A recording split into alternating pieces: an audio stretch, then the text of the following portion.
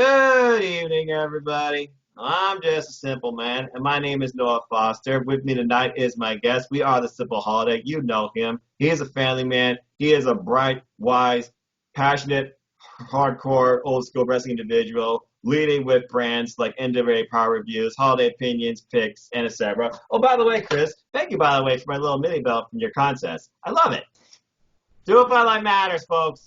Anyway, you all know Well, who he is. It's the and holiday. on top of that, but see, hold Yeah. on, before you go any further with that, see, folks, okay, we did the drawing. Well, the belt he wants isn't available yet. It wasn't scheduled to be available till April. So that belt right there is going to be for his little showcase thing as we do 205 Live Matters. When his belt that he really wanted comes available, I've already got everything set up so I can go ahead and order it when it comes available. Because he particularly wanted an NXT Cruiserweight Championship belt and wasn't available yet. So therefore, what I did was I gave him something I know he supports and I support with 205 Live Matter. So I gave him that belt for now. And when that one becomes available, he will be getting the other belt that he really wanted. Thank you. I like this little mini belt. I just need a little Drew Gulak micro brawler or something like that. For better! WWE. I love the chemistry. Oh, sorry. Going off the rails. Anyway, you all know him. It's the holiday Chris Mace. Chris, how are you and your family doing during these times? Well, like I said, kids are out of school, so my youngest daughters are calling me constantly, which is fine by me. My oldest daughter's doing her thing. I'm just trying to relax. I had one day off from work. I was just glad you got that package. The way they were talking about post office stuff going on, I'm glad you got that at least right now. There's a reason I'm not ordering nothing online right now. Otherwise, I already have like 3 new shirts from AEW because I love some of those designs. Yeah, again, it's a crazy time. So here we are, folks. Once again, for those of you who don't know, welcome to this series I started called AEW Spark, where we reignite a discussion across AEW Dark and lead into Dynamite and All Elite Wrestling in general. Recently, I've been following the AEW Unrestricted podcast. We might even cover a little bit of that too. If you haven't been listening to that, please go listen to the latest episode where they had the brainchild behind it, Tony Khan, as he discussed why he became a wrestling fan, why he decided to even do this in the first place, why he loves it, what's the business model, what's it all about, and what has come from it, and what he hopes to bring more from it. Real revival. But I digress. With that being said, we're going to first start talking about this week's AEW Dark, of course, that emanated from, I'm already losing, Salt Lake City. Salt Lake City, yep. Yep, and it was last week on, excuse me, March 11th. And it was a nice four-match showcase, which seems to be the formula with AEW Dark nowadays. A simple four-match showcase, maybe three-match showcase if you got like a banger of a main event and maybe a big, nice middle. Ooh, that Abaddon character still. And now she follows me on Twitter. Good luck to you in Rocky Pro Wrestling. Anyway. This was a fun showcase as we had a couple of matches that would really constitute as a way to really get you away from the world, make you laugh a little bit, but you kind of saw who was going to win here. And then there was, I thought, a couple of surprising outcomes too. So with that, we'll just go ahead and briefly discuss it. First off, I'm not going to be quiet. And secondly, I kind of was spoiled by this match thanks to being the Elite, which I follow every week. Dang it. It was the Librarian, Peter Avalon, versus Boom Boom, Colt Cabana. And what can you really say about this match besides the fact when it comes to Colt Cabana, you always are going to have a pretty darn good wrestling showcase, but it's always going to be a little bit of humor to it that you actually can kind of get behind. And it showed here with books, freaking a tug of war, and pretty much what would you call probably like the end of a tango dance at one point. I thought like, okay, maybe Librarian's someone trying to connect there. And then Colt comes into play and Superman's and rolls up Avalon for the win. Colt, what's your, excuse me, Chris. Yeah, I'm Colt. Hi, everybody. I'm Colt Boom Boom Cabana. How you doing? I got the friggin' wrist. I got the friggin' Bannerama wristband from a Wrestle Crate a few months ago. Anyway, Chris, what's your thoughts on Boom Boom Colt Cabana? And do you ever see the Librarian picking up a victory? Peter Avalon. I like Colt Boom Boom Cabana. I miss him being on NWA Power, but it is what it is. I'm glad he's on AEW. Like I said, this will make his second win overall, if I'm correct. So I put him at 2-0. It's interesting because, you know, Peter Avalon is one of those that's like, We're not sure why you're still doing this gimmick. Do something a little bit different, but it is what it is. I don't expect him to win anything. Best part of him, I do like I said, the librarian herself. Yeah, I got no problem with her. I like looking at her, but other than that, that's about it. Colt Boom Boom Cabana winning was the great thing. Sorry, folks, we're going to have some humor with this. All the stress in the world, we're going to have some humor with this. Colt Boom Boom Cabana getting the win was the obvious choice, and we'll see what they do with Peter Avalon. I'm more curious to see what they're going to do with Colt Boom Boom Cabana here, but we'll talk about that more when we get to the main event. Well, so far we know Colt Cabana is the camera boom drop guy, pretty much in the background of being the elite, getting under Omega's skin. And we know that Peter Avalon has his own little tip, but really it's about to see who's going to get their first win at this point, because both Peter Avalon and Brandon Cutler have 0 wins in AEW. The biggest thing that Peter Avalon has going for him, he can pull up a robe, and he's got a pretty good mustache. Not good enough for a mustache break like Bobby Roode, there I said it, but I digress. And yeah, Leva Bates, she's always fun, cosplayer. She's like to feel my tweets. I enjoy her character. I've enjoyed her ever since I saw Blue Pants and beforehand on the indie scene, where she one point dressed up like Mario. But with that being said, she's definitely the key player to always watching these matches, because she's going to bring the humor, but she's also going to bring respect to literature, because she got on Coates' case a couple of times, and there was some cheap plugs by Excalibur and Taz about, Coates don't read, but he writes books. Oh, okay, so he writes books, he just doesn't read them. I read books to a degree, but I more so listen to them. And I don't like just reading plain text back to back to back pages. Then again, being a college student, you don't have much of a choice. Ugh. With that being said, yeah, it was a pretty fun opener. And sorry, Avalon, and good job to Colt. He's 2-0. Moving on from there, though, things got still, well, who am I kidding? Things just got slippery as we had Brandon Cutler. He did not throw his 20-sided die this time, so I was really curious about his power level. Still, though, awesome gear. And his tag team partner, Michael Nakazawa,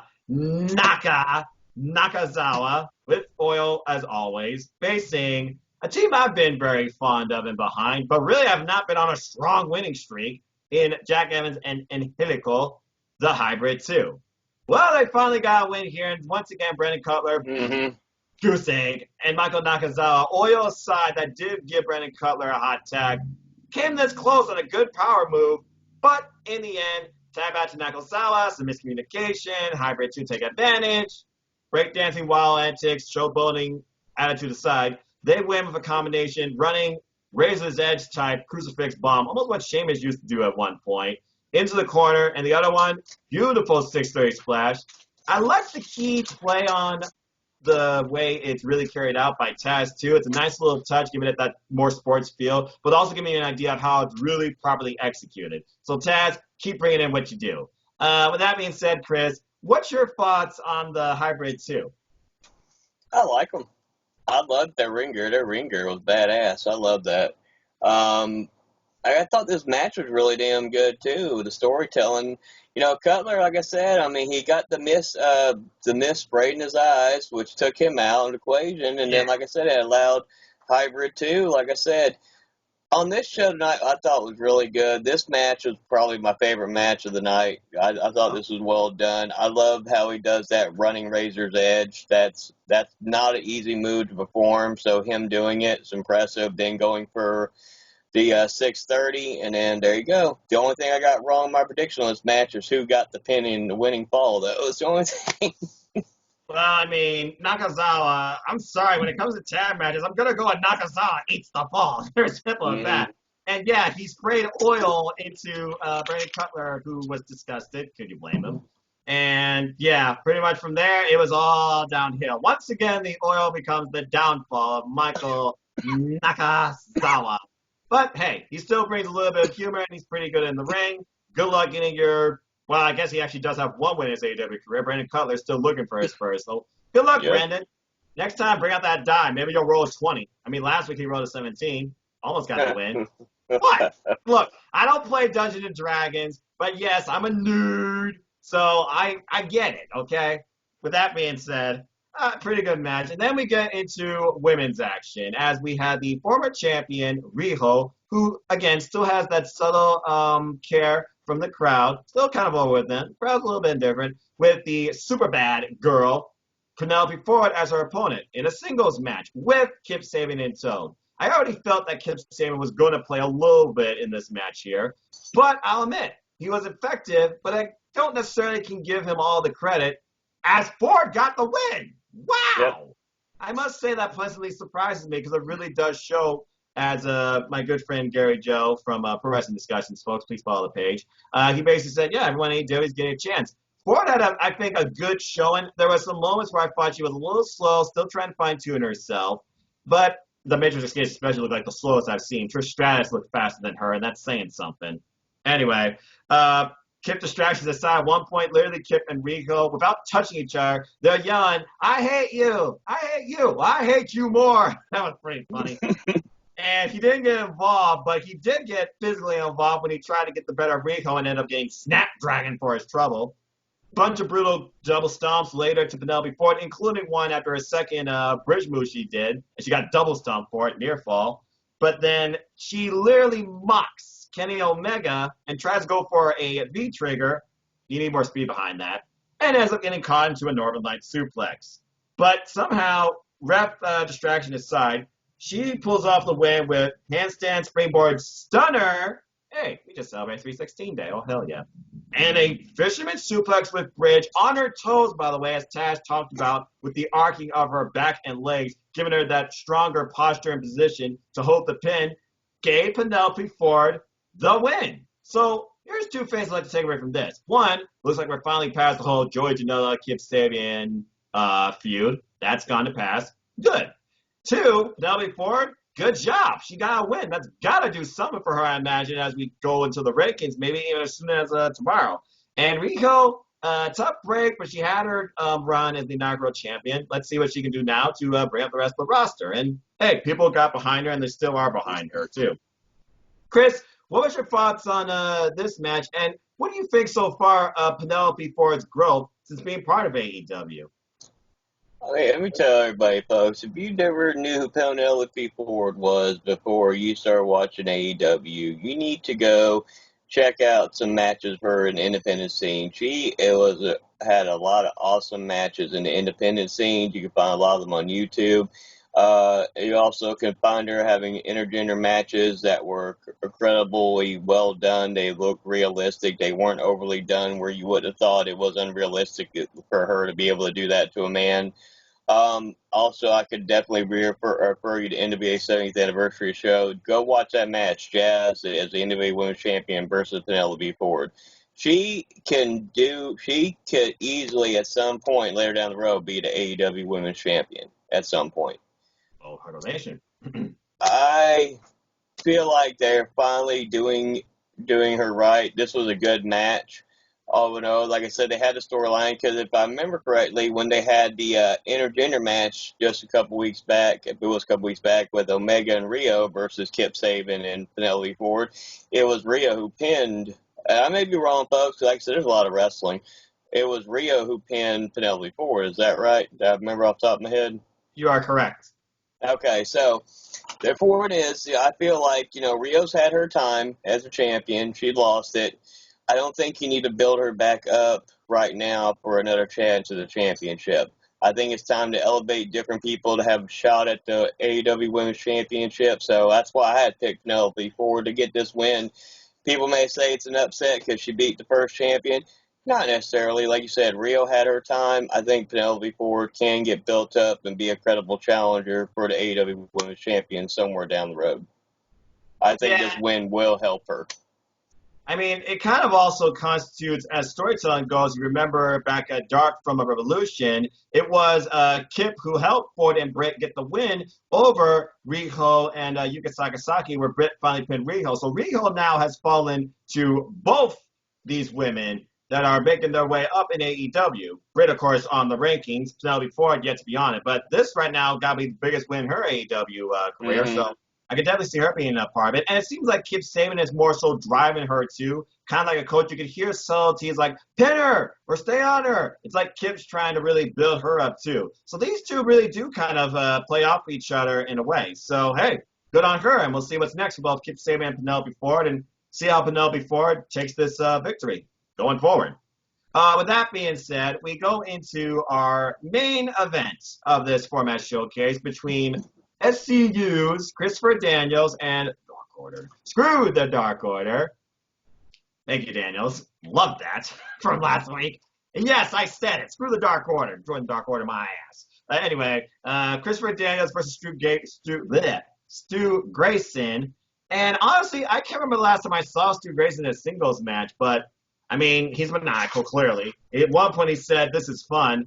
But I must admit, Stu Grayson is very impressive. And he and Daniels had quite a match. They continued this whole feud about Exalted One. I was part of the Dark Order. Surprise, I'm not. I'm all about SCU. I'm going to finally end the Dark Order. And this was Daniels' first step in doing so. But it wasn't like it was a dominant victory. He literally pulled this one out of the air in the end, as Stu Grayson, after a ton of awesome near falls, I might add. There was a good balance of near falls, power moves, and subtle breaks in this match. Christopher Daniels, he even pulled off Angle's wings and faced a rope break. Stu Grayson, he got out of that. Stu Grayson with ridiculous spin-out power slam, and then a running knee strike, still not enough. At one point, though, I think he let his ego get the best mess. He tried to go for best movesault ever. Christopher Daniels' move, crash and burn.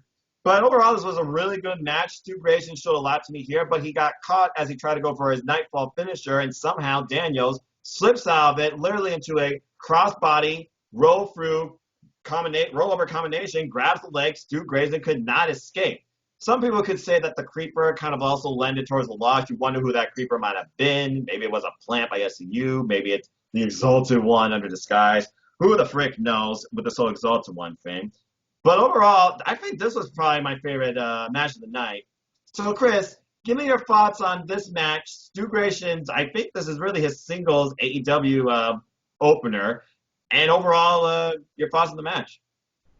Grayson was impressive in this match. You get to wrestle a veteran like the Fallen Angel Christopher Daniels, and he, like I said, Grayson impressed me a lot in this match. Daniels is always, like you said, it's really hard for Christopher Daniels to have a bad match in all the matches I've seen. I've seen maybe one or two in my lifetime where he's had a bad match. That man is a true professional in the ring, and he can lead anybody to a great match. That's what I feel like happened here. Grayson's talented. I thought it was over when he hit the one-wing angel, but I don't know. Why am I calling it the one-week angel? Lord, I'm sorry. His angel wing, my bad. Anyway, his finish. Either way, his finish. But, like I said, I mean, it was good. It was a really good match, like I said. And for him to, barely squeak by, like I said, it still made Grayson look strong even in defeat. And that's the purpose of some of these matches, I feel like, is you have to be able to, if you got guys like Grayson, other guys that are going to be the future of your company. Daniels is, he's in his prime right now. He's been wrestling for a long time, but he's not going to be there forever. And, if you want to build up other people later down the road, I mean, he made Grayson look good even in defeat, and I think it was really done, and I like the aftermatch too. Yeah, because the aftermatch was literally Stu Grayson was furious. The Creeper first came into play and literally started brawling with Daniels, and Grayson came in play. By the way, kudos to the ref when SCU came out with Daniels and the Dark Order came out with Stu Grayson. He immediately put them to the back. Neither team got involved, but he truly wanted this to be a simple one-on-one match. I loved that because I feel like he didn't need all those pieces in play here. This is truly just about Daniels getting the better of the Dark Order, who's been making his life a living hell, psychologically. Anyway, yeah, and then post-angle, he finally pulls off the best movesault ever on the Creeper and delivers a message about one down, one to go, Evo Uno, there's no Exalted One, and I will get to you and finally get rid of the Dark Order for good. So clearly, this is not over between Christopher Daniels or Dark Order. And I imagine SCU is involved in all this too, because Colt Cabana came out and saved also Daniels with SCU, of course, ever since pretty much showing up back at AEW Revolution. So Daniels and Colt Cabana, tight-knit unit. As you keep talking about what might be next for Colt Cabana, some of it SCU, it seems like, if this feud with the Dark Order, maybe he'll face the Exalted One. We'll see. But with that being said, that was AEW Dark. Let's go ahead and briefly discuss AEW Dynamite last week, because the ongoing story right now of this blood feud, no pun intended, with the Elite and the Inner Circle, where does Paige stand? And we're finally getting some subtle character building and storyline telling now in the women's division. Again, the women's division is finally evolving. About time, if you ask me. Where it's not just about the title, but they did have some good background towards the title picture, I like to say, as we also see who could build their way towards being the top woman in AEW. And then, of course, we had a great sit-down interview with Jon Moxley, of course, led by good old JR. So glad to see JR and as he's happy in AEW. And then the subtle laugh JR said when Tony Devine said, hey, kayfabe that, after, you don't even like you. But those are just some of my subtle cliff notes, and I can't even forget about the freaking Death Triangle debut and the ongoing feud with Jurassic Express and Butcher and Blade. Butcher and freaking Luchasaurus. I want that singles match. So those are some of my cliff notes, and then, of course, the opener with Cody Ortiz and Nick Jackson destroyed. Chris, what were some of your key highlights and takeaways from AEW Dynamite last week? Give me, your top 5, moments or takeaways. Lance Archer. Yes. That was interesting that's an interesting pairing with Jake the Snake Roberts. So, that takes him out of the equation. Everybody's saying he's the exalted. They had at least that took. I was glad it wasn't Lance Archer. I knew no way it was going to be him. I'm glad that is. I like the pairing with him and Jake the Snake Roberts. I would love to see the rematch with him and Moxley from what we saw in New Japan when Moxley beat him for the IWGP United States Championship in that death match. I would love to see the rematch. Yep, and that'd be some interesting storytelling. At least you would know from that standpoint they have history with just recently have history with each other. So that would kind of make sense. Archer wants to come back for payback on Moxley. Makes sense to me. Easy story to tell. Yeah. Everything going on with the Elite, we're getting closer to Blood and Guts. So what's going to be Hangman Page's alliance here?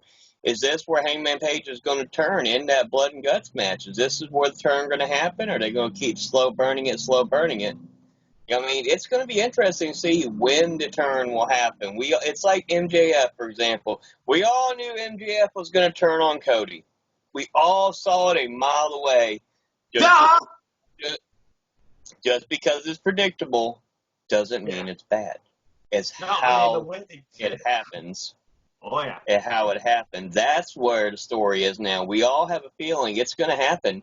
I'm more interested to see if they end up swerving us and it's Omega that turns heel. He gets fed up with it and he turns heel.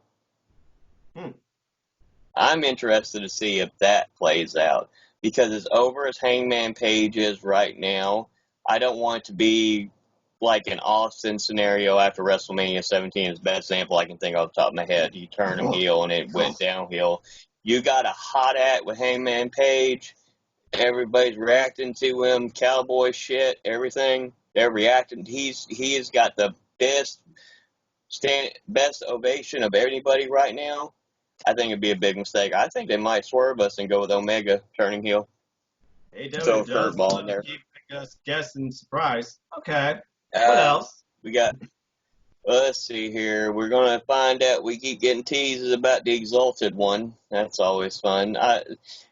It's got to pay off big with the Exalted one thing. If it is Brody Lee, I'm fine with that because that character, the way he was portrayed in the Independence, would make sense to me. It would make sense what he's done in other promotions. It would make sense for him to be that. If it's Matt Hardy, okay, that broken character, if he brings in that broken character with a little bit of a twist, I'm really interested to see what he could do with that, too. It's going to be interesting to see how that plays out here tomorrow night. So there's just so much. Like I said, the women's division is getting stronger. Like I said, I have high hopes for Brent Baker. I'm finally glad she is a heel. I think she's better as a heel. Swole is always impressive to me. Like I said, I'm a big fan of her too. There's a lot going on in AEW that I'm impressed with. I am really impressed with the Death Triangle. I actually like that pairing with Pentagon, Phoenix, and Pac. I am very intrigued with that pairing. I still definitely seem like we're getting a lot more trios. I'm ready to see a trios tag championship. I'm really interested in seeing that. Bring back some old school. Like I said, you had the 6-man tag titles in NWA. Let's bring back some old school here. be very interesting because if they do that, I can see Death Triangle becoming the first trios champions if they do that. Wow. It's gone right there. Pentagon and Phoenix have always been impressive. Pac's always been impressive, whether he was Pac or Neville. Like I said, I've always been impressed with the man and what he can do. Any promotion he's been in, I've always been impressed with him, whether he's a babyface or a heel. He's damn good as a heel. I love him in this heel role. Like I said, he truly is the bastard, as they say. Loves to say. And like I said, I'm more interested in what happens with Cody. When is Cody going to face Lance Archer? Well, that's another question too. Is Lance Archer going to try to get involved in that blood and guts to get a hold of Cody? We don't even think about that. What's Lance Archer going to do? Well, Jake Snake Roberts, slow, methodical. What is he going to do? When's Lance Archer going to strike Cody Rhodes? I don't give a shit. He has a last name, folks, but I say his last name well. When is he going to strike Cody? When is he going to go? Is he going to try to do something at blood and guts and get him there? We don't know what's going to happen. We'll have to wait and see. So there's a lot of stuff going on that's entertaining and very interesting. And I am so glad the commentary, like I said, I'm going to rant on this real quick. I know people give a commentary shit sometimes with Excalibur and everybody else, and Tony Schiavone and JR. You know what? Tony Schiavone's still a damn good commentator. JR, yes, has his botches. He may not be a JR old, but he's still a damn good commentator.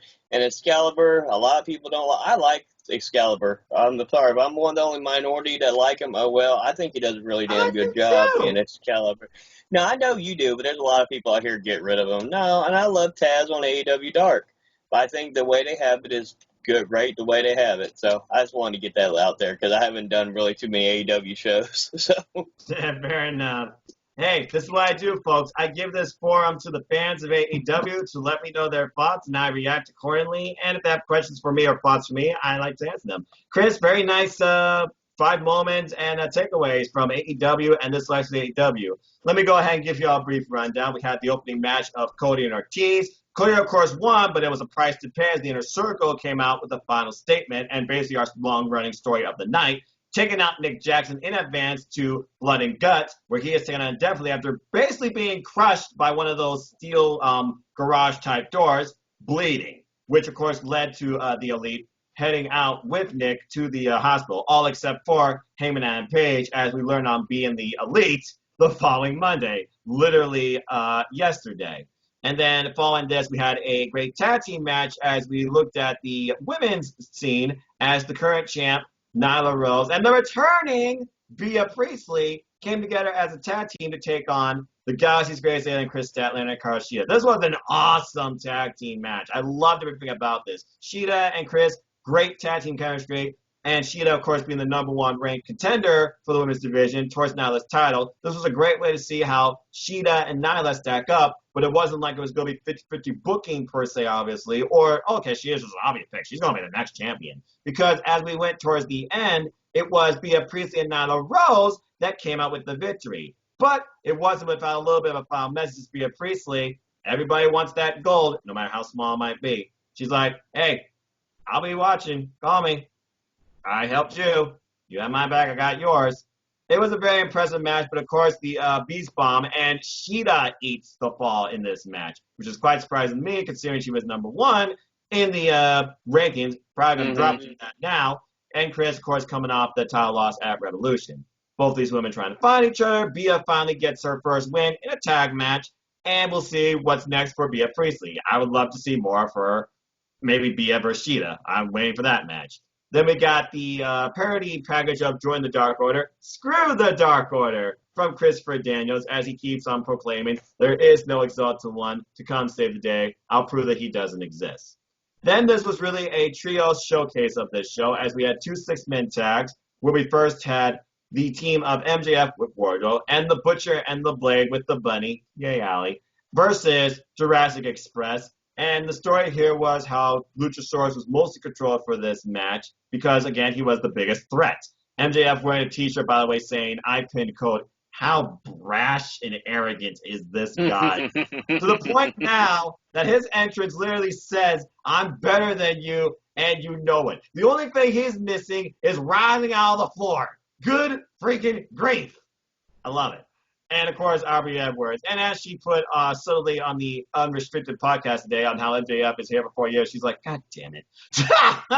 Anyway, the bunny with the distraction towards the end makes the difference maker as she distracts Aubrey Edwards and Marco Stunt, who really came in here, I must add, with a lot of pent-up frustration and rage against one MJF. MJF locks in the subtly or submission finisher, a common move you've probably seen from the independent scene. And yes, Marco and MJF have huge history in the independent scene, with MJF being the better mostly. Got here as Marco taps out immediately. And then following this, Tony Schiavone interviews Britt Baker. This duo, of course, brings out a cup because Tony Schiavone was a barista at Starbucks. I wonder how good he makes a caramel frappe or a mojito. But anyway, I'm just saying, Britt wanted to remind us she's out here to show us what a true role model is. Then Big Swole comes out because Big Swole, she's heard the crap that she said about her on commentary last week. PSA, don't like you. And then it really got personal when it came to their boyfriends. Except one of them is married, baby. That was brilliant. And then she just throws a cup of coffee into the face. But the other someone was when Tony Schiavone's like, hey, kayfabe that. And you hear JR still laugh. I love that. Again, unscripted, authentic, just being themselves. But Tony Schiavone staying in that grumpy man character. Ah, jeez. And then, of course, yes, we had Death Triangle debut against the team of Private Party and Joey Janela. All out crazy fest of flying. But towards the end, Pac, he goes up to the top and he beats that trio, hitting the black arrow on Joey Janela. What's really interesting, though, about this was the post-match, though, where literally the trio locked in a trio submission literally called the Death Triangle. Until the Best Friends came out and Orange Cassidy came out, and clearly Orange Cassidy is not done with Pac. We need another Orange Cassidy match. There, I said it. And basically, following this, you kind of can guess what's coming next. Then we go to Dustin Rhodes backstage with Lexi Nair. Dustin, he is fucking pissed. And he said, like it or not, Heyman Adam Page, I am your partner, and tonight we're going to do some cowboy shit.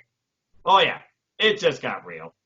Then we go away from the set and the world of AEWDynamite into a one-on-one sit-down interview with good old JR and the current champion, Jon Moxley, with a subtle message.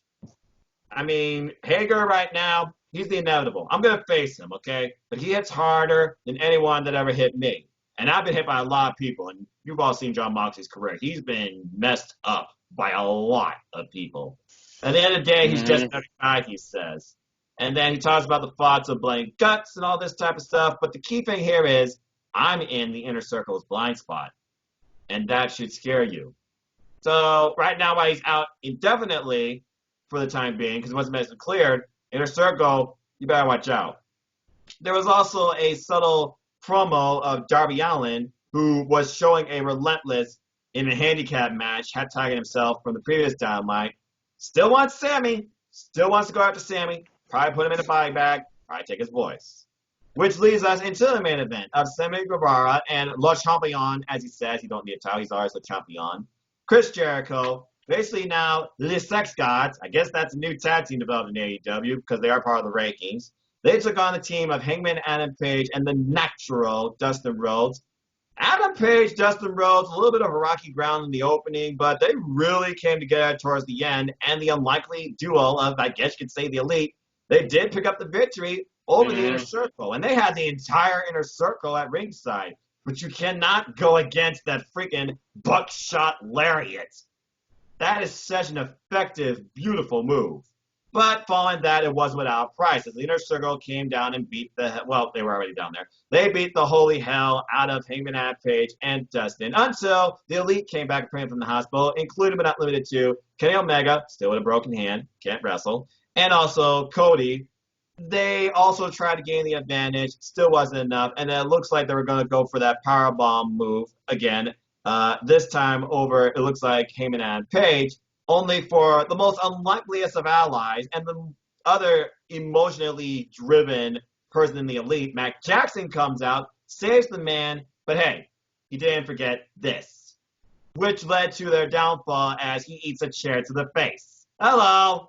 And then in the end, the Inner Circle stands tall as Jericho sits on top of Matt Jackson with the steel chair, and the Inner Circle stands tall at the end. Inner Circle with all the momentum in the world, and that was pretty much our AEW Dynamite from last week. Which brings us to this, because despite the pandemic running wild on the world, AEW Dynamite still insists on going on. They've relocated, but it will be an empty arena, AEW Dynamite live venue. And here's what we know so far. We know we're going to see the best friends in Chuck E and Trent. I keep saying Chuck E. I feel like I'm saying that wrong. Whoops if I am. Versus the Lucha Brothers with Pac in their corner. And I can guarantee you Orange Cassidy's going to be in the best friends corner. The first time Orange Cassidy's not going to get a freaking ovation. That's going to be weird. He's probably, probably will welcome that, though, because, again, you find this guy in the most awkward of places by himself, not sleeping, just, being Orange Cassidy. Anyway, it'll be Lucha Brothers. Exactly. Lucha Brothers versus the best friends, Orange Cassidy and Pac in their respective corners. It'll be, we go from interesting trios action last week to just tag teams action this week. We got Jurassic Express, the team of Jungle Boy and Luchasaurus, the most effective pairing of that duo, I must say, versus Butcher and the Blade with Bunny and Stunt in the corners, respectively. And then we also have to determine who gets the advantage in Blood and Guts. As we learned, it's going to be pretty much pure classic throwback. And the only way to win this match is basically there is no disqualification. You have to win by basically how many your opponents give up or submission. No pinfalls, as they did discuss the rules for Blood and Guts also on that Dynamite. It will be six-man tag, the team of Inner Circle versus the team of the Elite, and we have no idea who's representing either team at this point. So, with that being said, that's going to be Dynamite for next week. Before we get into that, let's go ahead and talk about, as always, what happens before Dynamite happens, the rankings. As the rankings are supposed to define who are qualified to get more pushes in AEW, but also can go towards the title picture. And there really wasn't much change in the rankings this week versus last week as I looked at them. The women pretty much remained the same, and the only change in the tag division was Private Party was at number 5, bumped off by the Sex Gods, Chris Jericho and Sammy. Now you gotta imagine them losing that tag match, they're gonna get bumped off. So I'm really curious who might take their place. And as far as the singles men's division goes, MJF, he's probably moving up above Jericho at this point. He's undefeated, got the best singles record now. So, well, I guess it wasn't a singles match, but again, he did win that tag match. Your overall does matter, but I guess it really matters by division. So, Chris, I want to ask you, when you look at the rankings, the biggest changes I see here, because we haven't had really any singles matches besides Cody and Ortiz, I can see Cody moving up maybe from 5 to 4. I can see Sheeta actually being bumped down maybe. And I could see La Sex Guys being bumped off. But who impressed you the most last week on Dynamite, and how could you see any of these rankings shifting? I honestly think MJF should probably be at this point number 1 spot because he's undefeated. Jericho should be bumped down even further because he did lose the title. And I don't know how that's the one thing with the rankings. Sometimes they get confusing me because I don't know how they count tag team losses. If you're a tag team and you lose, they count them still as singles or they just count them as a tag team? They count as just tag team because each individual superstar on the roster, they have 3 type ways they are ranked. Singles, tags, and trio. All right, I just want to make sure because I want to double check that. All right, so problem. I think, like I said, do I see Jericho getting a rematch with Moxley? I would have thought they may have already tried to do this already, but they haven't as of yet. Well, they're not the other company, and they don't do automatic rematch clauses, thankfully. Well, we know that, but I'm saying I'm surprised Jericho hadn't got himself into a rematch yet. That's what I'm saying. I see. He hasn't been able to get himself into a rematch yet. You have MJF over there. You have Haggard that, he's probably going to want a match or two. You got Cody who, despite losing to Jericho, he's going to be in the running for this title. in some way point. I'm not sure if the stipulation only meant that he can face Jericho as long as he's AEW champion, or he can never challenge for the title at all. I think it only implied if Jericho was champion. Because Well, remember, Moxley has said. they never specifically said. They said the move. I remember the rule of the match was if he couldn't beat Jericho, he'd never get a championship match again. Does that mean Correct. only as Jericho is champion, or does that mean completely he could never get a title match again? Ever? Well, if I know Cody, he's probably going to stick to his roots and literally do that again because he still wants to be a wrestler, but again, he is an executive. But John Moxley, in the post-Mia scrum after Revolution, he's like, if Cody wants to face me before that, I don't believe in all that BS about never challenging him, blah, blah, blah. If he feels he's worthy of it, come at me, bro. Because Moxley, he will take on the world. He's not afraid to fight anybody. We know that. I mean, there's a lot of different ways they could go. Oh, man. You know, we got so much going on. I'm ready. I want to see that rematch with him and Moxley and Omega, but I know that's probably not going to be for later down the road. I would love to see a matchup with him and Hangman Page, but, you know, they're occupied with this whole storyline with the Elite right now, the Elite and the Inner Circle, so I don't see that happening right now. Correct. Man, there's just so many matches you got. You have so many options who could face Moxley. It's not even funny. They could go so many different stories. It's just going to be one of those. I don't know if you'd want to go with MJF right away. I don't know. I mean, would you want to go with a high hand with the heel and everything that happened with MJF and all the heel heat, put him up against there first? They're not a traditional wrestling company. It's not black and white, good guys versus bad guys. Very They true. can do anything. I would actually, me just as a fan, I would love to see Lance Archer get a shot at him because of the storytelling with him from and him getting the IWGP US title. But like I said, they don't have a relationship that we know of with New Japan either. So a lot of people wouldn't understand the storytelling. Me, that's where I would go, would be Lance Archer. But then you see already they're already probably going to implement that Lance Archer and Cody match. So just you can't tell the AEW. That's what's aggravating. You've got 7 or 8 different stories. There's not a straight line in this. You have 7 or 8 different paths they can choose. They have so many different options.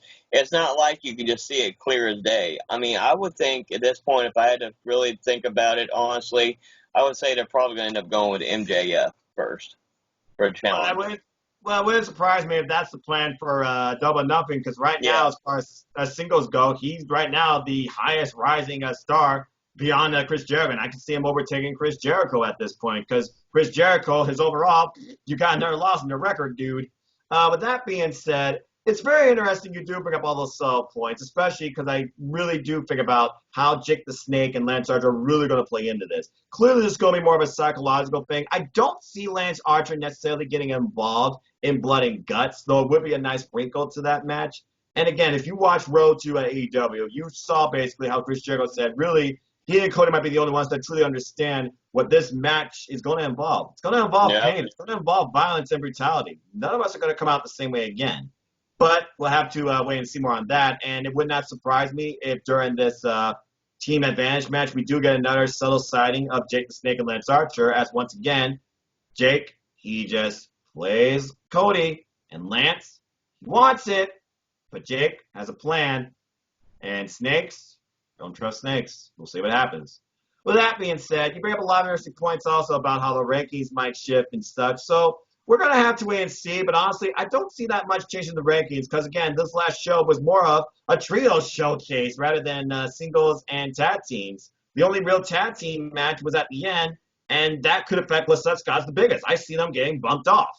Maybe finally Jack Evans and Angelico, with their win from Dark, they'll finally get on the rankings. I would actually like to see that, but I guess we're just going to have to wait and see more on that. With that being said, let's go ahead and preview this week's Dynamite. Because we got the Inner Circle versus the Elite, Lucha Bros versus Best Friends, I can't say their names right now, Butcher and Blade versus Jurassic Express, and I have to imagine they're going to have probably Big Swole versus Britt Baker. It just seems like it makes the most sense. Mm-hmm. So, with that being said, Chris, I'm going to just go with you on this. We're not going to necessarily predict it because we're already part of Predictions League, but let's go ahead and briefly highlight what we might see being the biggest impacts out of this episode. Now, clearly, as far as the women's division goes, we got to figure out who's next for Nyla, but there's another slow story. Who's the better? Is it Britt? Is it Big Swole? And you know Britt wants to rip the friggin' teeth out of Big Swole to what she said. Oh, man, that was so good. And then, of course, the story of the night, I feel like, it's got to be blood and guts. Who's going to go into blood and guts with this advantage? That's the biggest wrinkle here. So let's slowly talk about that. As far as Big Swole and Britt Baker goes, where do you see that going? And we don't know who the teams are. Who do you see getting the advantage? Inner Circle or the Elites?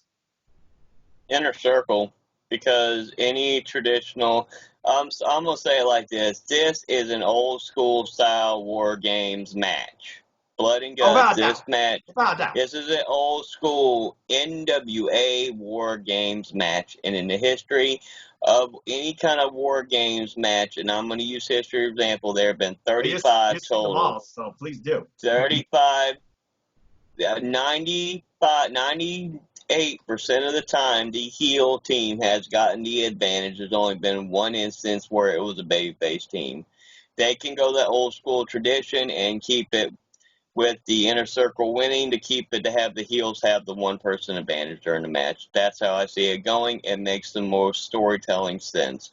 But like I said, AEW does go against the grain, so you can't ever say for sure what's happening. But with this being like a Cody idea and him doing the tradition of how his father, the great American Dream, Dusty Rhodes, baby, like I said, I still say Inner Circle's going to win. Cody's more of the old school traditionalist when it comes to wrestling, so I say they win so they can get the one-man advantage going into Blood and Guts.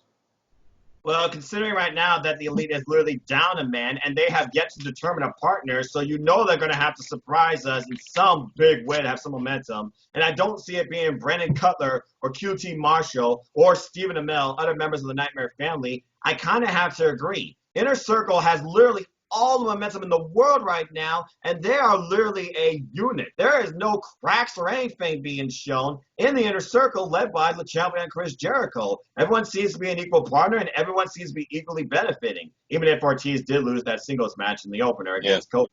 So I kind of have to agree with you. And according to what I've read, folks, despite the pandemic that's going around the world, they are still going to go on a schedule with Blood and Guts in an empty arena March 25th, unless something changed since the recording. I'll have to wait and see more about that. But yeah, now as far as the women go, though, what do you see coming out next between Big Swole and Britt Baker? Is this a one-off? Who's going to get the advantage here? What do you see going on there? Swole beat Breaker. I think that's how they need to play it out. Brent Baker, if they're going to build up Swole for a championship match with Nyla Rose, you need to have Swole beat Dr. Brent Baker. It could be a competitive match. Brent Baker could go for the lockjaw.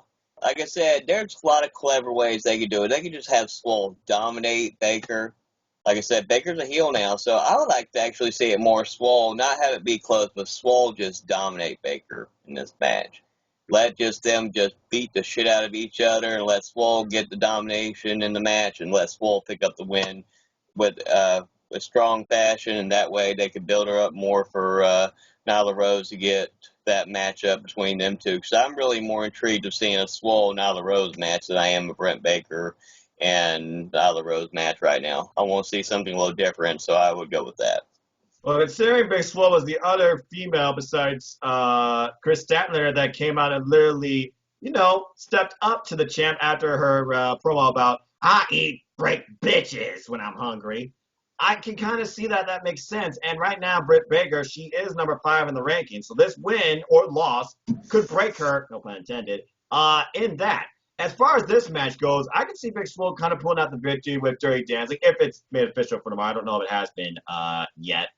Otherwise, I could see Britt Baker, since she did just turn heel, you want to see how far this momentum can go. She might, use some dirty tactics, get a quick roll-up, and not necessarily lockjaw Swole, but survive against Swole, and this could continue. I see these two actually going very far against each other to prove who's the better. So right now, I'm going to say that Britt Baker gets the win, what I think is a first match in a series of matches. I feel that we're getting another women's rivalry developing, and we'll get somebody going after Sheeta's number 1 spot, because again, Sheeta right now coming off a tag loss, Chris coming off a title loss. Both of these women need to rebuild themselves. And right now, with the way things are, they might have the opportunity to, since there won't be as many people involved in AEW Dynamite because of all these restrictions. And please, everybody, whether you're a wrestler, non-wrestler, old, young, fan, just a person in life, a human being with a conscience, stay safe, stay healthy, take care of your family, wash your hands.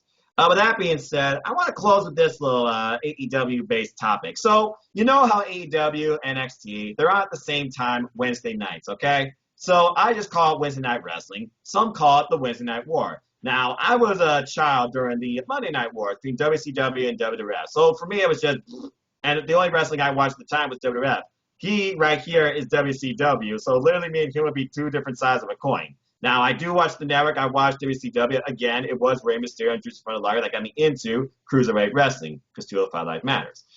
With that being said, though, I do want to talk about this because I don't see it as a war. I don't even look at ratings numbers anymore, although I do like to subtly share it sometimes when I see it pop on my Twitter feed because it's like, hey, look at the numbers, because I do like numbers. ETF!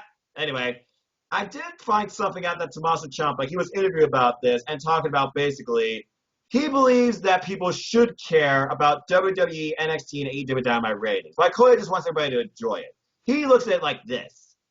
It makes it a little bit more fun. It brings that competitive edge out. I mean, have friends over there, and I also have people over there I never met or even shared a ring with. It's awesome to see, you know, everyone just elevating their game. Everyone just wants it. I don't know if people say ratings don't matter. They sure as hell matter, like you want to win. He also says, we're on USA, we're doing live TV, there's not no more like, yeah, but they are their own roster, doing everything you would constitute as a main roster player. And I think that's the main thing, that switch, that development, like the stink is gone. NXT is no longer developmental. NXT is a key player like AEW. Ratings should matter. Everybody, though, is elevating their game based off these ratings. So you should care if these ratings are helping your favorite wrestlers or favorite company. That's basically what I get kind of out of Ciampa's little interview segment. And said, Chris, I just want to pick your brain. We've been watching AEW since the ROH. We gave a state of the address with our indie queen, Cindy G. Hi, Cindy. What is your thoughts so far on what has been the Wednesday Night War? Have you seen it as a war? Have you followed the rankings? Have you liked one more than the other at times? Give me your brief analysis on Wednesday Night Wrestling. It's a win-win for any fan of either NXT or AEW, and nobody is saying this is a big difference. When you had the Monday Night Wars, it was pretty much the big difference is they were telling you on WCW, oh, don't check out WWF. Here's the spoilers for their show. Don't watch that shit. Here, watch this. Here, let me tell you, Goldust won the Intercontinental Flat, blah, blah, blah. That's and they true, did that on purpose because they didn't want you. You don't need to watch them. They suck. They tape. We're live. Watch our show. There was a big difference. You don't see, AEW going over there, like if NXT had to do a tape show, which I don't believe they have, but you didn't see NXT. Okay, here's a good example. You didn't see NXT when AEW had their tape show on the cruise ship and go, oh, don't watch AEW. Here's their results on the cruise ship. You're going to see this title change here and this and this. You didn't see that. Correct. This is not the same as the Monday Night Wars. They were a lot more serious. They didn't have all the stuff they have now, like YouTube and all these streaming services, everything like that.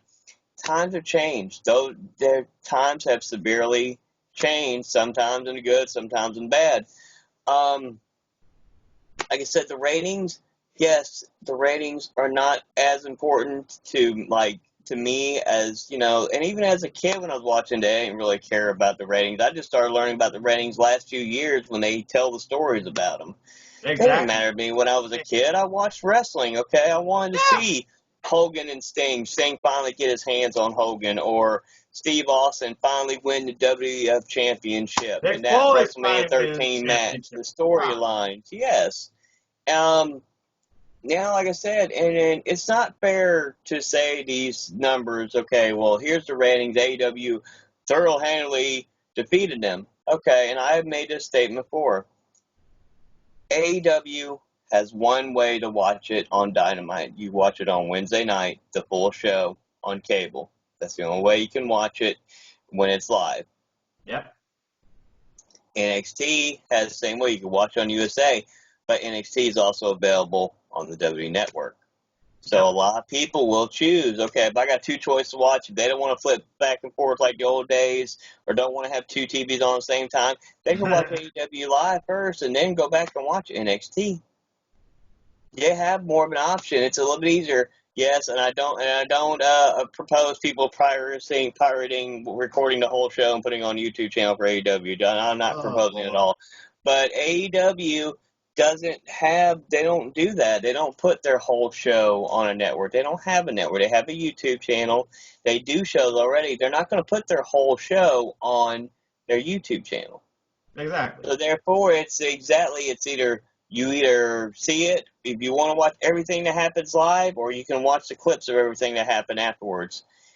I mean, that's your choices, and a lot of people will pick going to watch AEW Live because they have the network, they have the option to go back and rewatch NXT, and you'll see everything without the commercials. Because NXT started off on the network first. Yep. And that's the thing, okay? It's all about, what's your flavor of ice cream? Are you new? Are you follow wrestling? I mean, Tony Khan basically put it the same way himself when he talked about the analytics and the numbers, okay? He's happy with the numbers they're doing. TNT is clearly happy with the numbers they're doing. That breakout show they did at Jacksonville Homecoming was kind of the reason he said that they got that extra 4-year deal. Congratulations, by the way, to AEW. Mm-hmm.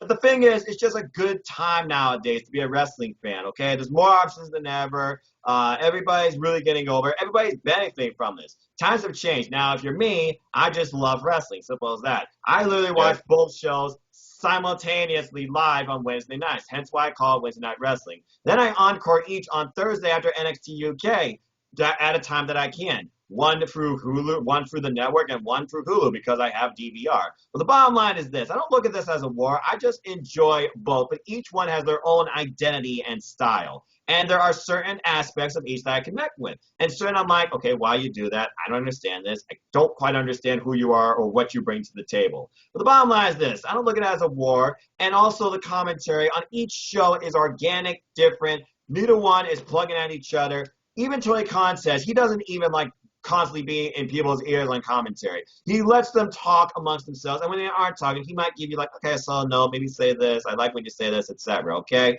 Have your own identity, be yourself, find what connects to you, and just enjoy wrestling. That's what it's all about in the end. I just wanted to bring that up to you for 2 reasons. 1, you and I, we watch both.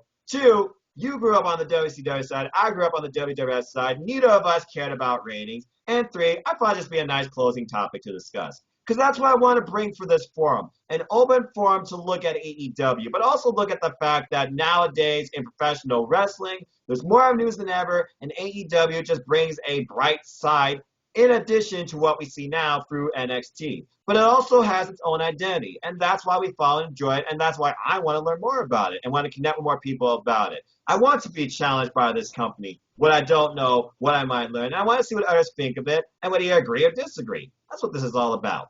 With that being said, I think now, that's I have one final question for you because this is something I want to ask you.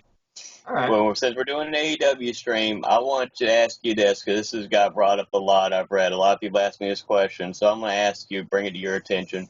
Do you think with everything going on with this coronavirus, and AEW is also going to be affected by this, do you see AEW, because they are the brand that goes against the grain, do you see them going out and trying to help other independent wrestlers and other independent organizations by maybe putting on a show similar to what they did just recently that me and you talked about on our last review about Wrestle Talk, what they did? Do you see AEW trying to pull off something like that? Because that would be, to me, the only big organization that I would believe would actually care about everything else going on within the other organizations in the independent wrestling scene right now.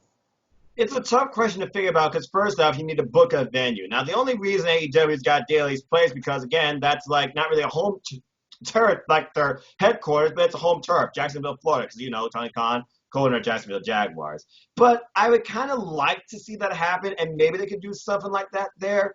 But right now, they're assuming their AEWDynamite schedule, and literally this is the only work they do a week because, again, no house shows, no other things. As they discussed, Aubrey Evans, I look forward to Tuesdays flying into Dynamite because Wednesdays, that's the only day we work a week. I have weekends. So, unfortunately, unless they, out of the blue, do a free weekend pay-per-view type special like they've done in the past, like Fight for the Fall, which was for a cost, No, I don't see that happening. I would love to see that happen though, and give us like a free little Saturday pay-per-view show. But you also gotta consider, will they have the roster on hand? Because right now, more and more and more of the country is being quarantined, and we all know the international blend of talent that AEW has, with several right now stuck in the UK. So to answer your Yeah. question, as far as do I see them doing something like that to help the independent scene, if they can gather some independent wrestlers under one roof and bring it up like a freestyle type pay-per-view forum like Fight for the Fallen and Fighter Fest, absolutely, I can see them doing that. But if they're just going to literally focus on the Dynamite schedule with the roster that they have on hand, because right now it seems like that's the plan, then no. But to answer your question, I would love to see that, and hopefully it would fall on a Saturday, because I feel like that's probably the best bet. Because we already know Tony Khan, he doesn't want to fight sports, even though they're canceled, so I guess now you can't use that as an excuse. And really, Tony Khan, he just likes the simple business model that he's doing right now, and it's working for him and it's working for the talent. We really don't know necessarily how this is going to keep changing based on the spread of this pandemic, though. As of right now, they got Blood and Guts next week. For all we know tomorrow, that could change. Yeah, because we've had too many shows already been canceled. So I don't know. I just, like I said, just craziness. A lot of independent wrestlers, a lot of organizations are being hurt by this right now. So Absolutely. I'm glad. I mean, it is nice. And if I just explain something, folks, real quick about this. Anybody goes, well, NXT UK or Impact Wrestling or AEW Dark, they had a crowd when we watched the show. All right, folks, for the last time we'll explain to some people, I One word. respect everybody's opinions. These shows are taped in advance. So don't get mad at companies that are trying to run empty arenas. Any company, whether it is AEW, if they run an empty arena tomorrow, we don't know what's going to happen tomorrow. This changes every hour right now. Anybody trying to at least perform and entertain for you, don't give grief because, well, they had an audience. Think about this for a second. They taped a lot of these shows before this happened. So stop giving everybody grief. They're trying to at least do something to entertain people that are stuck at home and doing whatever just to give you a break. Just stop complaining about it. It's better than no wrestling at all. If you're a passionate fan of wrestling, it's better than no wrestling. Exactly. NWA Powered in there tonight. Guess what? They showed the NWA 70th anniversary show. They did something for the fans to try to give you entertainment for 3 or 4 hours. Exactly. AEW's doing the same thing. Everybody's trying. All these organizations, big, small, independent, everybody, they're trying to do something to entertain the fans and the people and to help themselves take care of their families as well. So don't give any of these guys griefs or don't get on Twitter or Facebook complaining, well, this organization sucks because they ain't having any people in there. Or what are they complaining about? They're human beings just like us. Stop complaining about it right now. Let's all just try to get through this one day at a time. Preach, brother. Testify. Oh, my brother, testify. And like I said, it comes like this. We as fans need wrestling to escape the harsh realities that we are facing now. And these companies somehow, some way, are still trying to bring you that excitement that you enjoy. You will just have to bring the crowd atmosphere to yourself. Do not think about what the venue looks like. Think about what is being brought to you with 100% effort. Unlike BS filler, but I digress. With that being said, I think this was a wonderful, pleasurable time. Thank you, Chris, for joining me. And thank you, everybody, for tuning into another edition of AEW Spark, where it's all about wrestling at the end of it and all elite wrestling at the heart of it. Chris, is there anything you want to plug, and where can people find you? Like I said, you can find me on my YouTube channel, The Holiday Christopher Mace, but I just want to say something real quick. For a lot of people that love wrestling, like I said, there's many options. You have a lot of streaming things you can look at. Some recommendations I'll give you, like I said, you can watch AEWDark that we just talked about right now. That, like I said, you have NWA Power, that's on there as well, but you also have their 70th anniversary show. You also had that great show. If you didn't watch it live, go check out, which was Wrestle Talk show. Support independent wrestling, screw Coronas. That's a great show if you want to check out some entertainment. There's a lot of great shows. You have Future Great Wrestling that one of my former guests, Shauna Reed, is part of. Great show to watch that. Like I said, they're not being able to run shows, and they're in this man's area here where he's at right now. They're not able to run shows right now either. So Powerbomb a lot, Wrestling. Yep, there are a lot of wrestling that's been not a lot of independent wrestlers that are not being able to perform right now, but you know what? There's a lot of wrestling out there. You get bored, there's a lot of wrestling out. There's a lot of Oh, wrestling yeah. matches you could check out. Trust me, if you want to message me on Facebook, Twitter, Instagram, and message me, I'll give you a lot of great recommendations from different organizations. This man right here can give you a lot of different great recommendations. Just pick up a wrestler. If we know who they are, we'll give you some recommendations if you want something to watch to ease your mind about stuff. I literally was watching Shawn Michaels versus Undertaker, WrestleMania 25 earlier today, and Tomohiro Ishii versus Shingo Takagi from the freaking the New Beginning tour. There's a ton of stuff. Like I said, if you want AEW, you can check out their AEW Unrestricted he was talking about. Yeah, I'll let's go to that. recommend a Stone Cold podcast right now. They had an interview with MJF. If you want to learn more about that character and that man, Oh, they had a great interview that was a while back. But definitely look that up. Check that out. If you want any organization, they have different interview segments, lots of stuff, a lot of different interviews. There's interviews I have on my YouTube channel with Shauna Reed, with King Francis. There's a lot of stuff. We have different things on all our channels. Every member of the NXT team, we have different content as well. You're not alone in all this. There's plenty of stuff out there, whether it's movies, sports, whatever you want to watch. Like I said, there's plenty of entertainment on YouTube. That's one thing I can be thankful for with YouTube right now, is because there's a lot of content to ease your mind, whether you're into music, movies, sports, wrestling, my channel, his channel, whatever.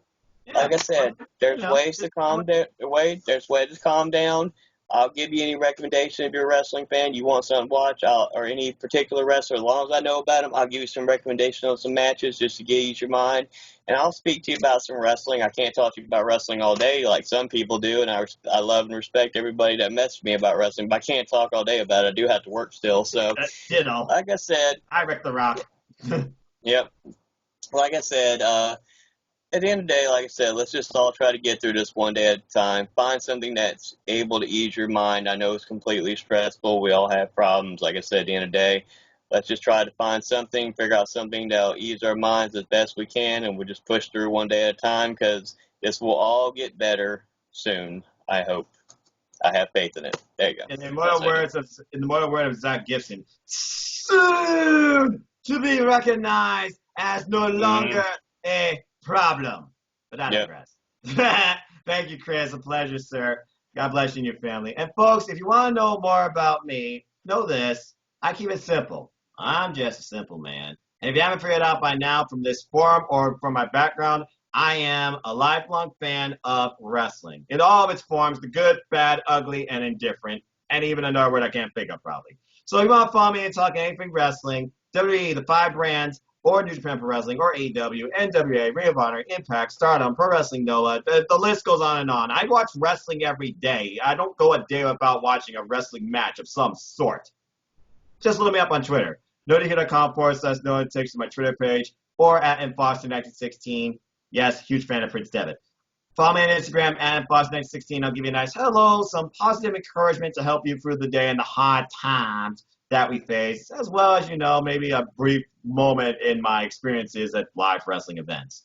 Also, please follow NoDQ. They're the reason I got into YouTube. For Evan Dead, and NoDQ family. Please support my friends. Buy a shirt, tapestry, sticker. Just do it. NoDQ.com/merch. Follow my social media platforms. Your opinions matter. Conversations and everything. Polls, calls, memes, gifts, reviews, recaps, polls.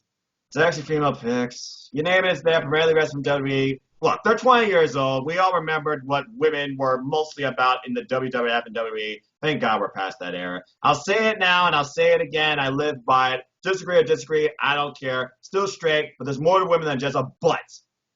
I'm into women in professional wrestling for fucking wrestling. Amen. Preach on. Don't get me started. Maybe I'll make that just saying it. Hi, Courtney. I know she's upset with me right now about the whole MJF versus Jay White thing. So get over it. Go follow her podcast too. Bring with the Switch page. Anyway, follow my solo YouTube channel here also for content every week. At the heart of this series is Aewspark, where I try to bring wrestling fans, all elite wrestling and beyond here, usually in a one-on-one forum, maybe one time I'll do a two-person additional forum. Here every week on a Tuesday night, 9 p.m. Standard Time, we discuss Dark, Dynamite, rankings, Elite, and everything in between, as well as my series I do every week, hashtag Truth Light Matters, where me and the holiday, with a simple holiday, we discuss all things Cruiserweight Wrestling and review the purple brand, not the black and gold and purple. It's still pure to me, purple brand every week, because 205 Live will always matter, as long as it's on TV. Simple as that. And as always, I like to close. Support your wrestling outlets for big and small, and let's keep growing this incredible, diverse, unique, elite, 100% authentic wrestling community together. Simple as that. With that being said, I hope you all enjoyed this discussion and enjoyed this forum, and would love to get you to participate in it. And please leave me your thoughts, comments, any questions you might have down below. Please like, share, subscribe, tell a friend. Please find someone that will help you during this critical time in the world today. Try and help somebody else out there too. It will be best for both of you. Okay? So until next time, for the holiday Christmas, I'm the undisputed Superman of No DQ, Noah Foster, baby. Take care, enjoy life. Tomorrow's never guaranteed. Treasure your families and enjoy wrestling. Even if you are not a fan of it at all or was once a fan of it and dropped out of it. Find something. There's more to it now than ever. I'm sure you can find something that you will enjoy and can connect to you. And until the next video, wash your hands, stay healthy, stay safe, remain calm under pressure more than ever, and have a good night. Have a good night, y'all. Yeah, and like I said, be elite. It's not just a catchphrase. It's a way of life. Just live life and enjoy it. Simple as that. Good night, everybody. And enjoy the Empty Dynamite tomorrow. Yes, we will be predicting WrestleMania as it will be going on in the Performance Center. I did a rant about that yesterday.